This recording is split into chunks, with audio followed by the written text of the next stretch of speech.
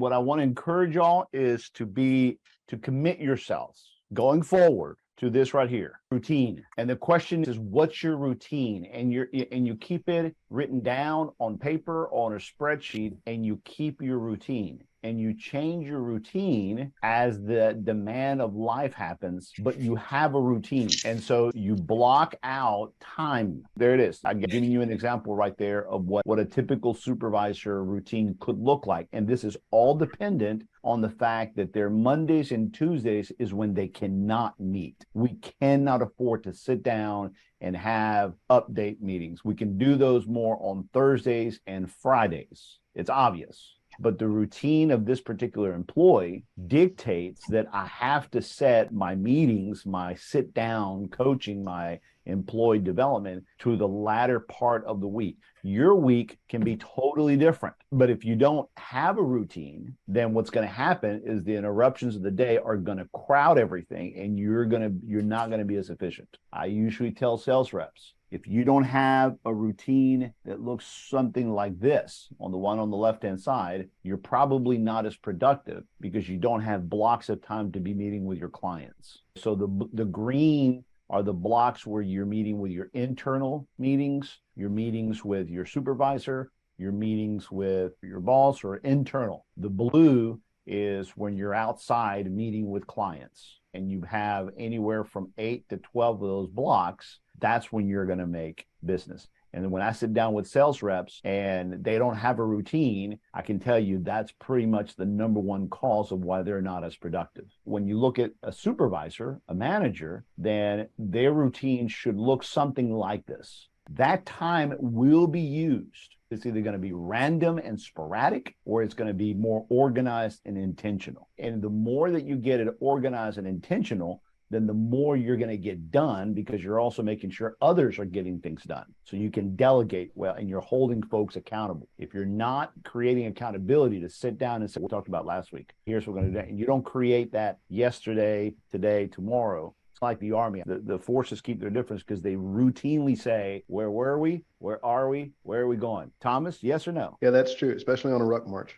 You always have one guy designated to pick up pebbles. And that's the conversation. If it's good enough for the Army and it's good enough for armed forces, it's good enough for us. Things get disconnected because we're all so busy. I can't remember what it was we said. And the human nature we just can't keep up. So we have to create rhythms of saying, where were we? Where are we? And where are we going? Otherwise, it's going to be random. So I put that there for you. And you set it up so that you create your routine. It's consistent. You got to learn how to make it engaging, and you just got to make sure how it's productive. But in order to get to that, you have to actually commit to a routine. And there's your template. Like you always, here's your template. You download it here. And yes, so in the template itself, I gave you a sample. Here's sample on the left-hand side. Then there's the sample on the right-hand side. And then below it is the blank sample that you can work with. Y'all see it right there? And so it's real simple. Look, every block is a half hour, 8 to 8:30, 8:30 to 9, 9 to 30, all the way to 5 o'clock. From 9 to 9:30 is right here. This one's Wednesday from 10:30 to 11. It gets very easy.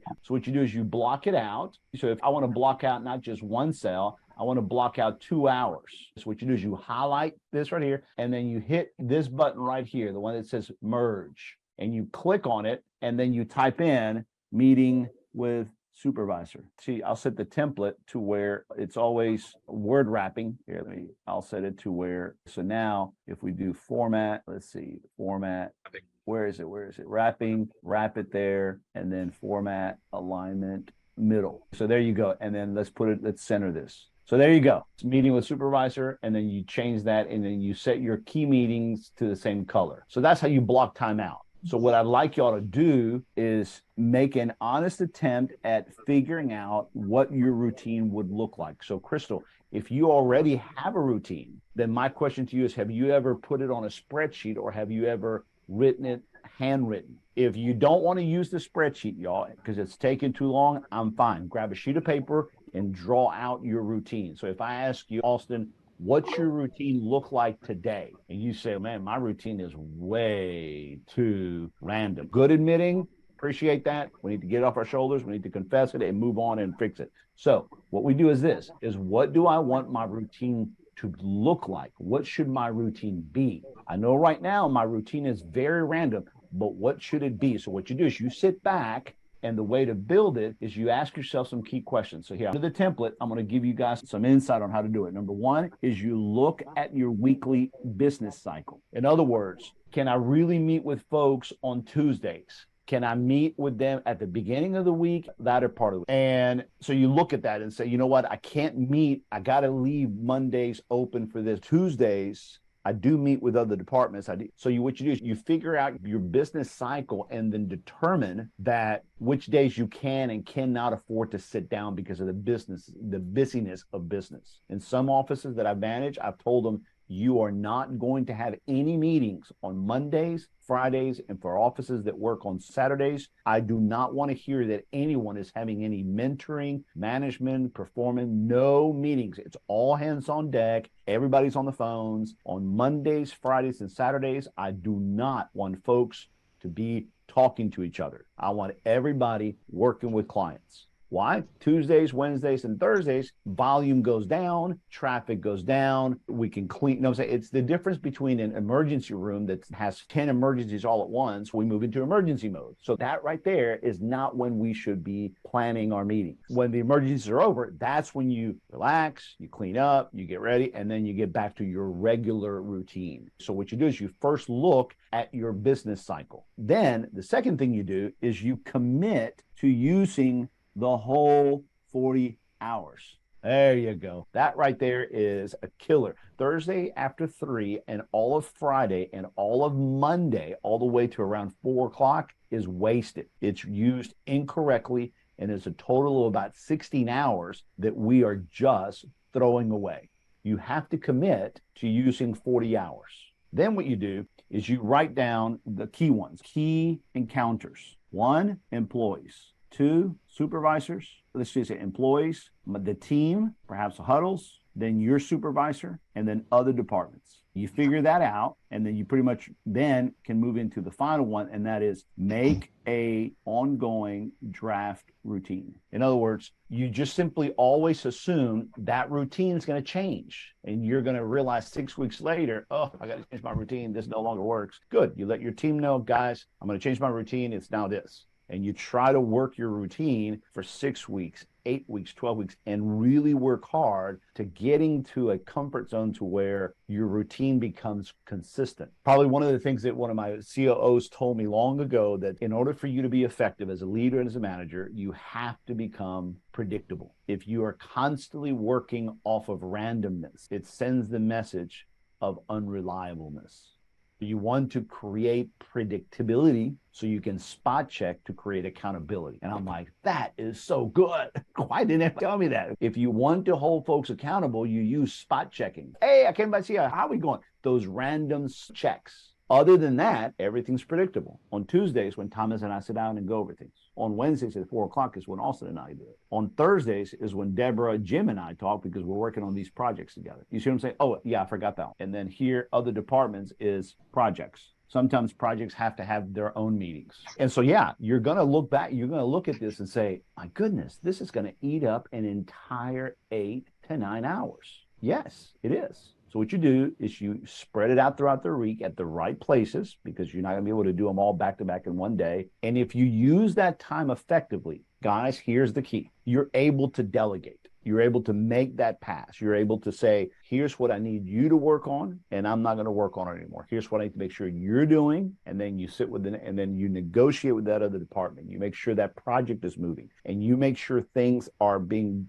delegated to the right places. And in those meetings, you take on tasks from that, and you commit to, yes, I will do those things this week. And you govern yourself from those meetings, and you are regularly organizing yourself. I'll give you those rules. Do y'all see the pattern? The pattern is to commit to creating the routine. And those are the guidelines I use. I look at the weekly business cycle. I commit to using the 40 days. Then I look at the key encounters I got a lot of time. And then I make an ongoing draft routine, knowing if you don't have a routine to mess up all the time, you're working off of randomness. You're not going to get ahead of things. By having a routine that you're going to fix on an ongoing basis, that's what's going to help you become more effective. I think it helps you to have more structure. So if Carly knows that every Tuesday we sit together, we do our 101, that's our set aside time for her to bring in the issues to me, for me to give her some praise, go over any issues we may have, that kind of thing. And it becomes routine. So she knows that's our set aside time.